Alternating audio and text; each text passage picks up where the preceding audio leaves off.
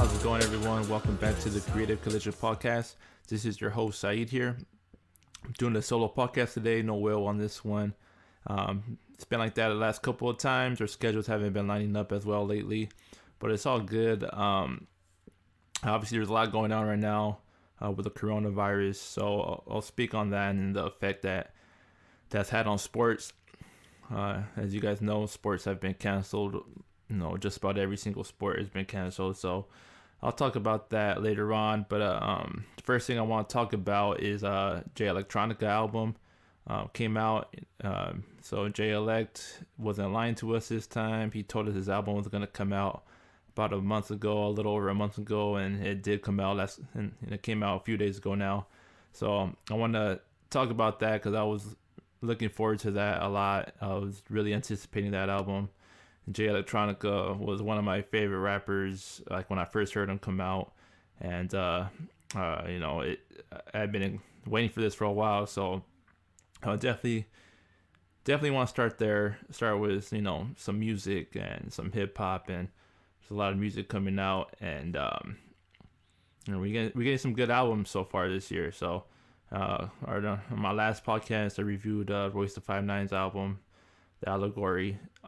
So now we got Jay Elect coming out. So yeah, man, that Written Testimony by Jay Electronica, great album, great album.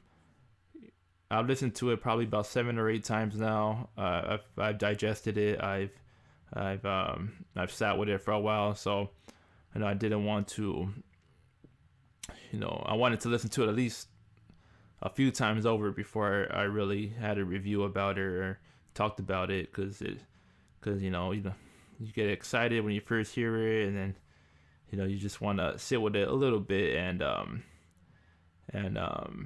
yeah, man, it's incredible. I really liked it, man. I really felt he lived up to the hype for the most part.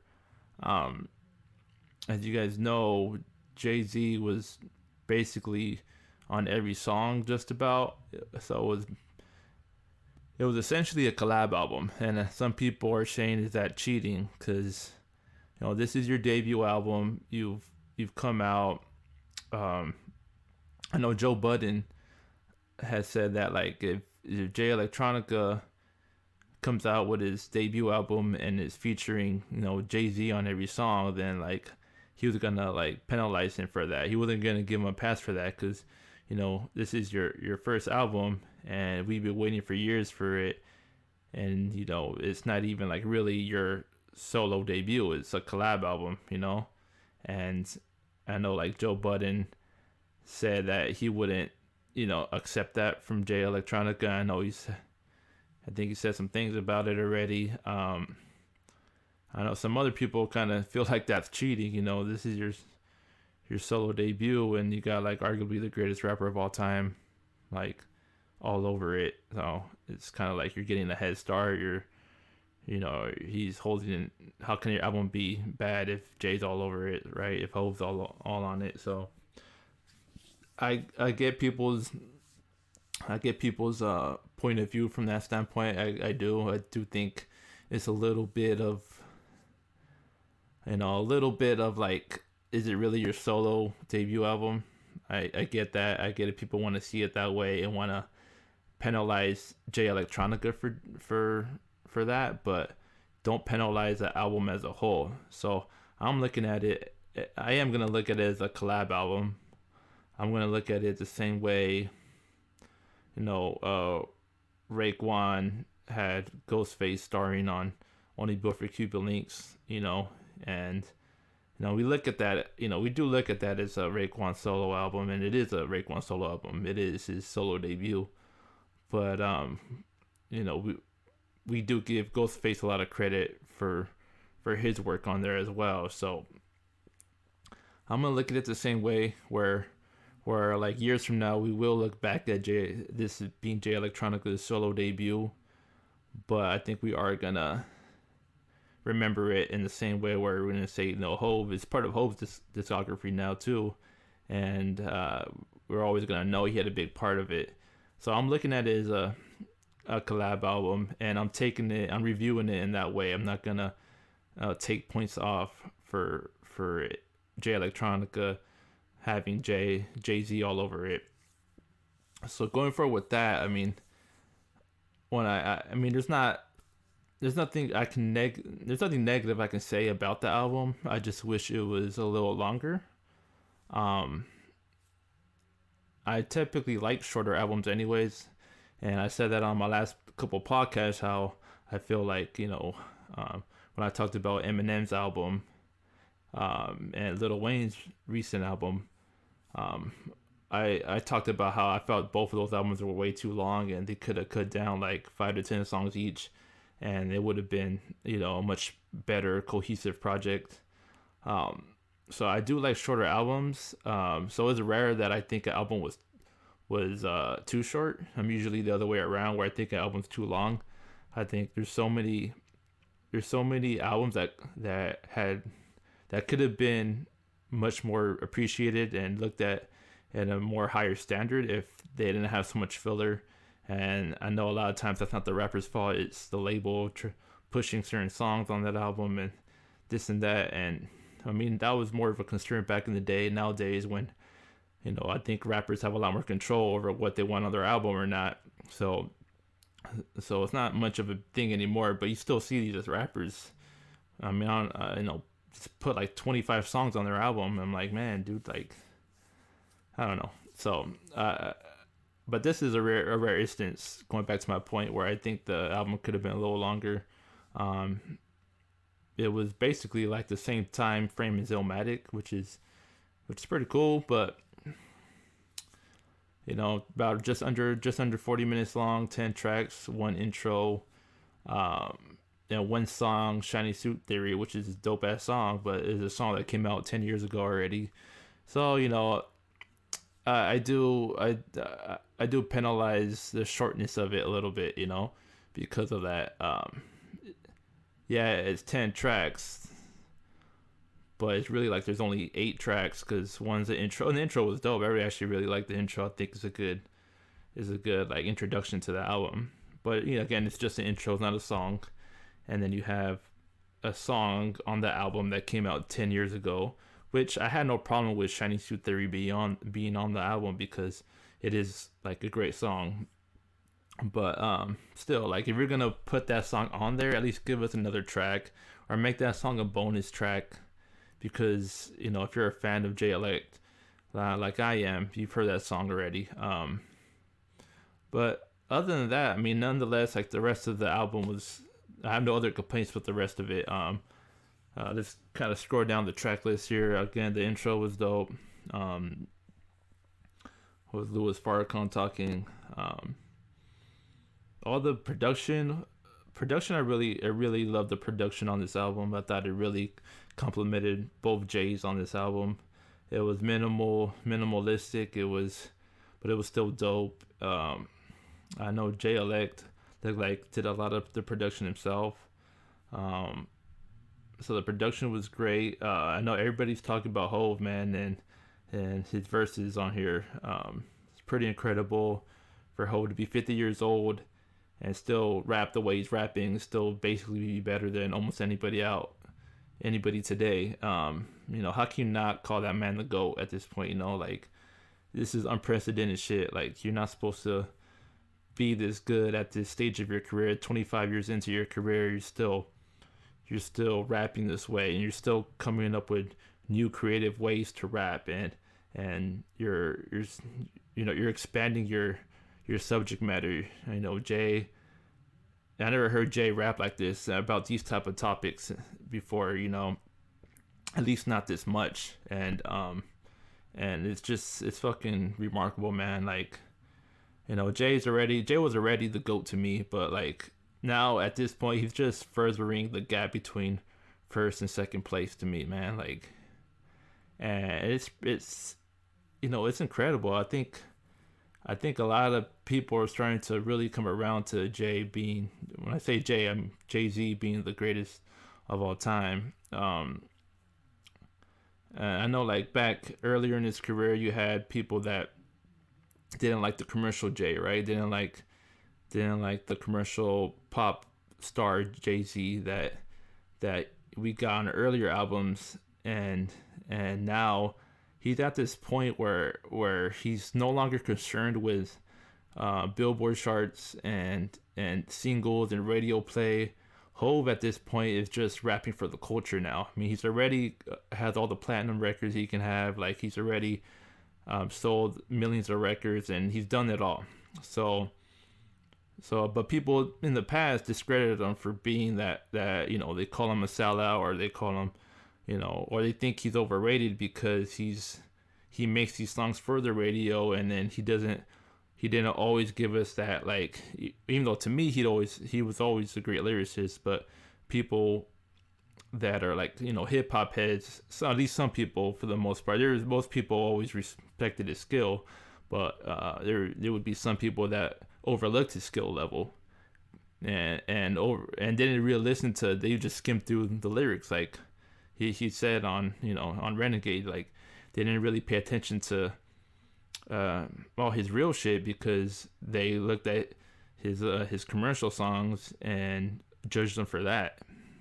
But now he's no longer doing those commercial tracks anymore, and he's just rapping for the sake of rapping, and he's just he's just doing it for the culture, and he's just giving us some of the best verses of his career at a later stage. Going back to 444.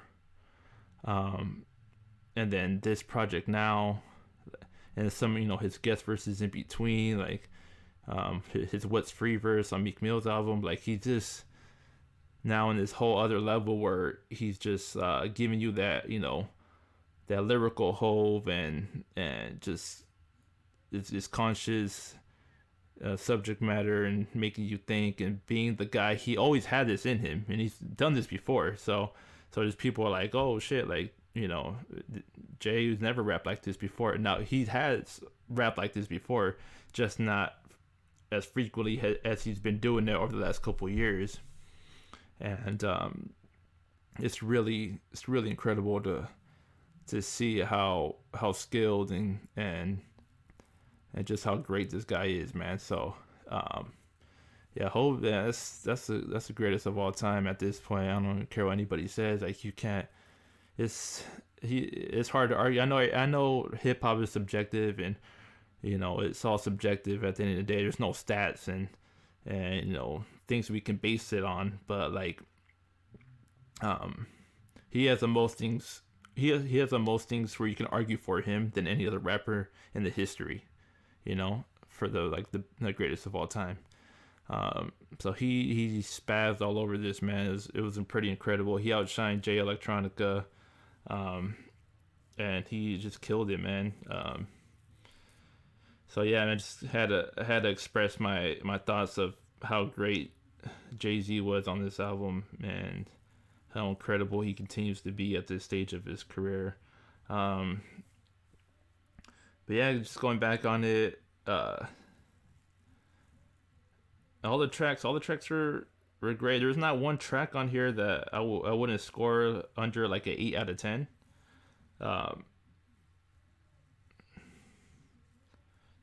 Yeah, I mean, I guess the track that, no, I mean, if you want to see that, I mean, Flux Capacitator, probably the production on it wasn't as, I don't like the beat wasn't something I was really into, but Hove, again, back to Hove, he spit some, his verses on here was what held that song up, man. And Fruits of the Spirit was, one of the few solo Jay Electronica songs on here. So I mean, but that was still cool, and that is not a bad song. I'm just trying to think of what might have been the lows of this album, but there wasn't really any. I do wish it was just more content on here. If you're gonna make us wait 10 years, at least give us like maybe an hour's worth of music. This was about 40 minutes worth, or not even an hour's worth. Maybe another 2 tracks give us about 50 minutes of content. That'd have been fine, yeah, maybe if this was like maybe 12 or 13 songs in total, that would have been cool. So, um, yeah, I mean, it's a great debut for Jay Electronica. It's hopefully we get more music from him. Hopefully we don't have to wait another 10 years. A lot of references to his, to 5%, 5%ers and Nation of Islam um, yeah, man, and just the Quran and definitely like something that I don't know much about, so you're gonna have to and you're gonna have to use Rap Genius if you don't know much about to really decipher a lot of the lyrics that he's saying here that both Jays are saying here, and even on Rap Genius you might not get like everything from there. This is definitely an album that you have to research the lyrics and also like might research just beyond the lyrics and look into what they're referencing. So um, I think it lived up to the hype. I give the album like a 8.5 out of 10. Um, yeah, 8.5 out of 10 I think is a good rating. When I first heard it, after like first two listens, I was like about 9 out of 10, but I didn't want to just review it and right then and there. So I gave it a few more listens, sat with it, slept with it, and trying to look ahead to what the impact is going to be. So I don't know if this is going to be considered a classic in the future, but I think it's going to be looked back on as an album that, especially for this time period, like with the coronavirus going on and like this period in history is going to be a period that we're not going to forget anytime soon.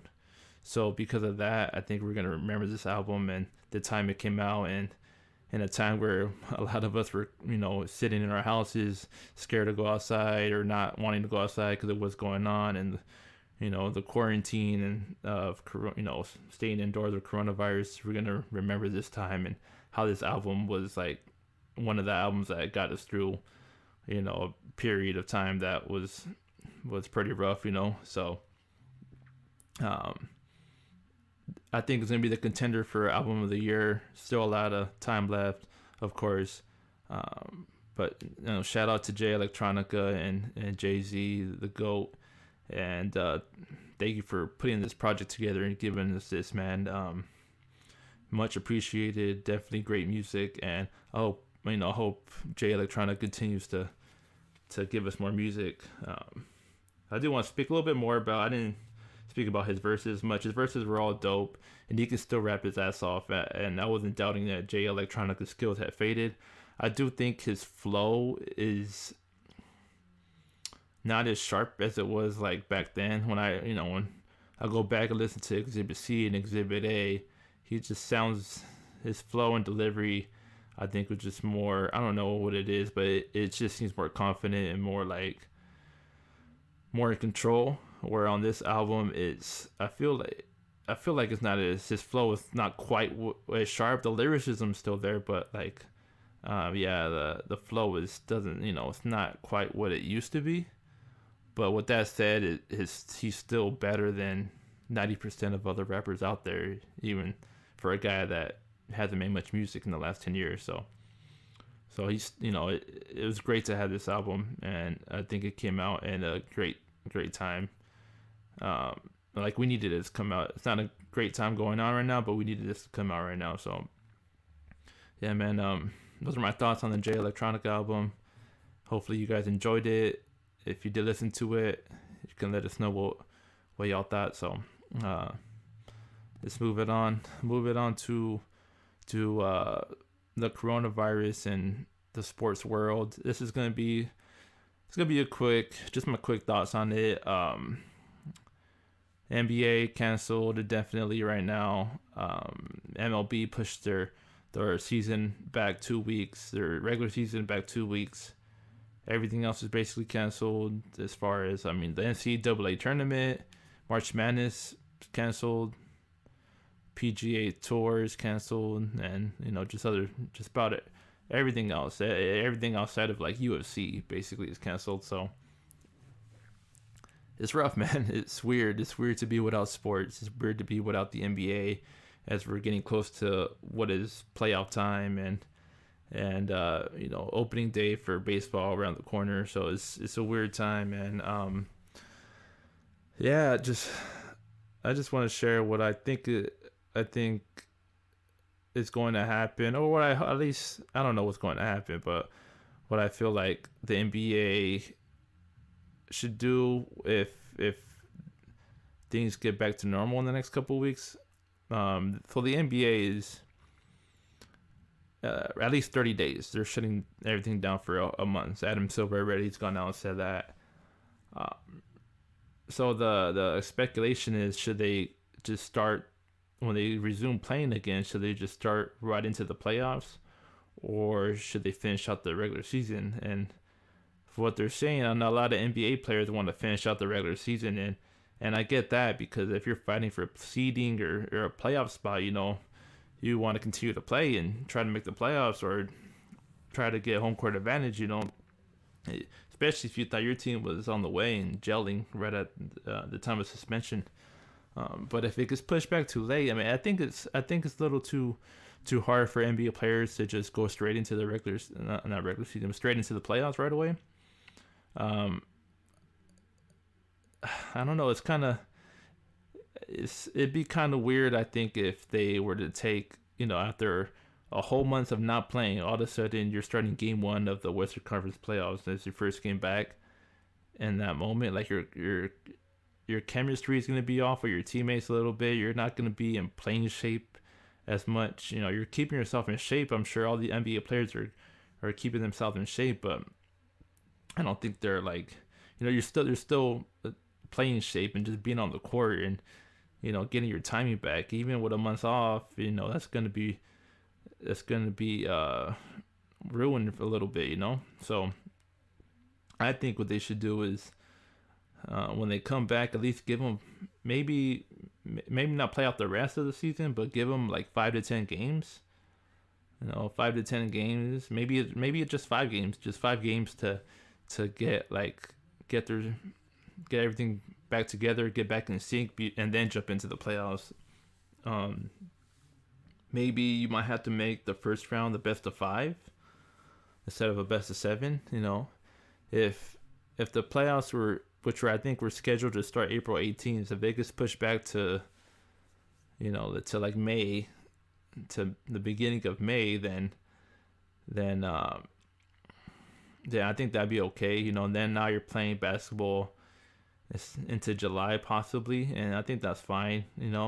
But the worst case scenario is, all the issues are still going on, and the NBA has to extend their suspension for another month, and all of a sudden it's already like June and we still haven't started playing basketball yet. At that point, what are you going to do? Are you going to consider canceling the season? There's no champion. I mean, we just hope that it's not to that point, but obviously what's going on is bigger than basketball, bigger than sports, and our safety is first. But if it gets to that point, I don't know, they might just have to cancel the playoffs, and at that point, like especially as a Laker fan, it's gonna be pretty tough, because you just feel like you're gonna, this might be the best chance you got. They have to cancel the rest of the season and then start back in 2021 season, like in October, and all of a sudden LeBron's a year older now. Anthony Davis is a free agent. The rest of the Laker team is a year older, and then you're not feeling as good, and you don't think you have as good of a chance as winning as if you had as good of a chance as this year. So we'll see. Baseball as well. I think baseball will be okay if they have to shorten the season. It's okay. I mean, baseball is I think too long of a season to begin with anyways. I've always felt that what baseball should do is shorten up the regular season and extend the playoffs. Oh, damn. Sorry about that, guys. Jay Electronica started playing right now. But, yeah, because baseball to me the season's too long and the postseason's too short. Like the season is all summer, then the postseason ends what it feels like. It feels like 3 weeks, right? You get, I always felt like they should extend the divisional series to a best of 7 instead of a best of 5. Maybe add another round. So if baseball season becomes shorter, that's okay because I don't think it's gonna affect what their playoff situation is gonna be. So. I think baseball. I think right now, at least for now, we don't have to worry too much about the baseball season.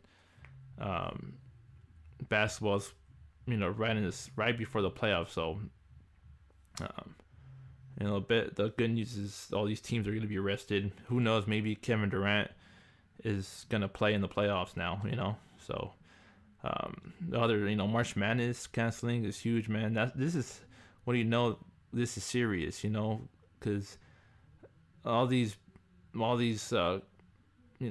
big corporations are shutting things down. The NCAA, the NBA. You know how much money March Madness makes, man, for those schools. The fact that they're actually canceling the whole tournament, like they're losing out on so much money. So when you're losing out on that much money and you're shutting things down, you gotta take this seriously. So it's definitely like no joke now, man, with the coronavirus and hopefully we can restart sports at least within the next couple of weeks because it's a little boring right now. Definitely a little boring. See what happens with the rest of the leagues here. So before I go here, I just want to tell everybody to be safe, stay clean, take care of yourself, take care of your family. Don't just think about yourself, think about others, man. That's the downfall of a lot of people. We just worry about ourselves and we don't worry about other people. People are already going crazy in the stores, like stealing things or taking things from people, toilet paper and all this crap going on, like, or people are just going wild already. So be safe, take care of yourself, take care of your family, wash your hands, stay clean, stay indoors, man. Don't be out there and cause more harm by not taking this seriously, so we can get over this quicker. Worst case is it gets passed around so quickly, and then all of a sudden, so many people get infected at one time, and the hospitals don't have, all the resources to take care of all these people at one time, because, obviously we can't rely on our system right now. That'll be it. Catch you guys on the next one. Peace.